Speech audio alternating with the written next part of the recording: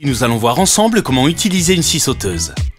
La scie sauteuse fait partie des scies les plus utilisées dans le monde du bricolage. Elle peut couper du bois, du MDF, panneau de fibre de bois de densité moyenne, du métal ou du PVC.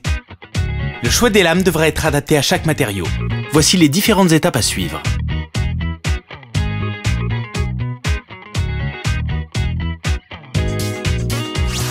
Voici le matériel nécessaire pour utiliser une scie sauteuse.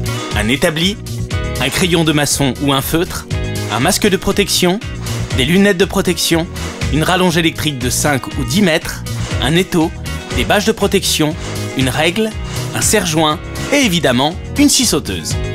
Une scie sauteuse peut dégager de la poussière de bois. Vous devez donc protéger les meubles et le sol de la pièce dans laquelle vous travaillez avec des bâches.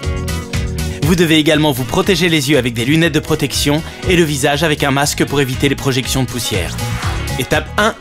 Choisissez vos lames de scie sauteuse. La lame utilisée avec la scie sauteuse doit impérativement correspondre au matériau scié, sinon elle risque de casser durant le sciage. Lors de l'achat, les scies sauteuses sont fournies avec des jeux de lames. Étape 2. Préparez votre pièce. Marquez votre trait de coupe. Pour cela, mesurez la pièce à découper puis marquez votre trait de coupe au feutre ou au crayon de maçon. Avant d'être sciée, la pièce doit être bien calée sur votre support de travail. Pour cela, deux solutions. Soit vous maintenez votre pièce dans un étau ou à l'aide d'un serre-joint, soit vous la tenez fermement à la main sur une table ou sur une planche posée sur des tréteaux.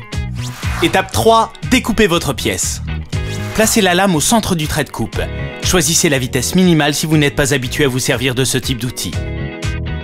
Faites une encoche légère qui vous servira de guide pour la découpe. Augmentez la vitesse.